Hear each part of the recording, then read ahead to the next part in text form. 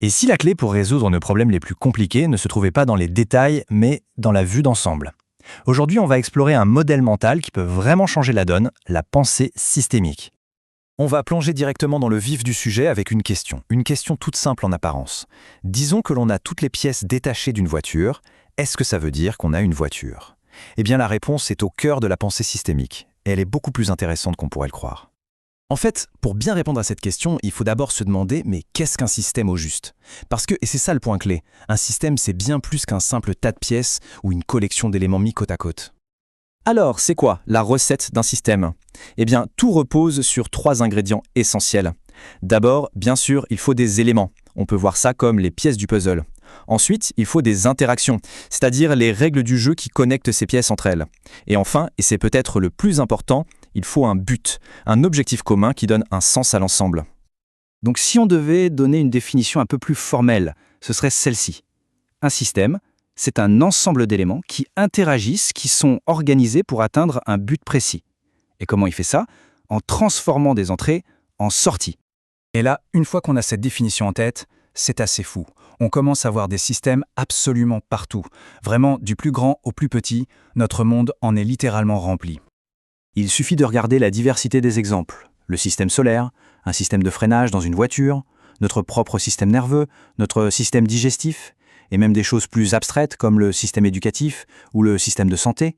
Qu'ils soient physiques, biologiques ou sociaux, le concept est le même, et il s'applique à quasiment tout. Et voilà, on a la réponse à notre question de départ. Une usine de voitures, ça c'est un système.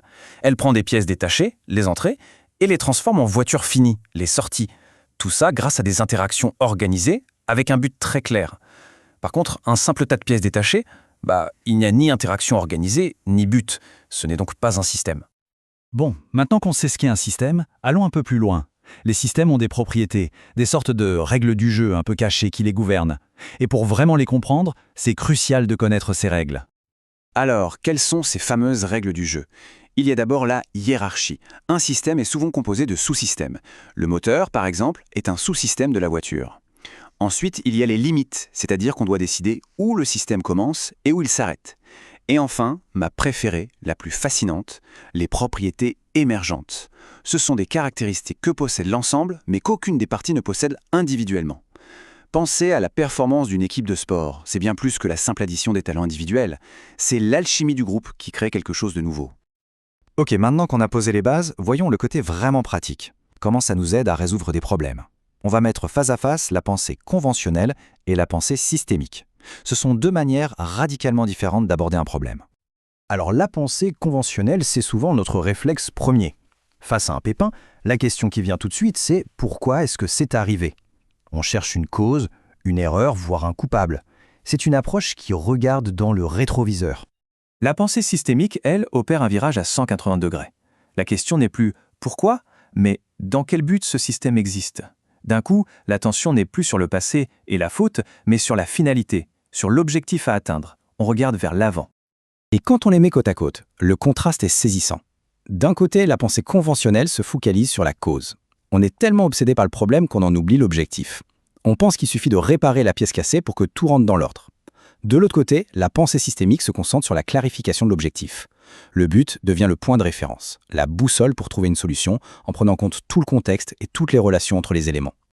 Au bout du compte, adopter une pensée systémique, c'est vraiment un changement de perspective. C'est décider d'arrêter de chercher un coupable ou une cause unique pour plutôt chercher à comprendre la finalité du système et comment mieux l'atteindre.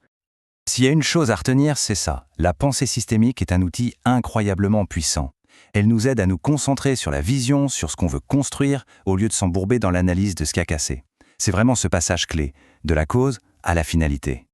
Alors la prochaine fois qu'un problème se présente, la question à se poser est quel sera le réflexe? Se focaliser sur la recherche d'une cause ou prendre un temps pour clarifier l'objectif? Ce choix, en apparence simple, pourrait absolument tout changer.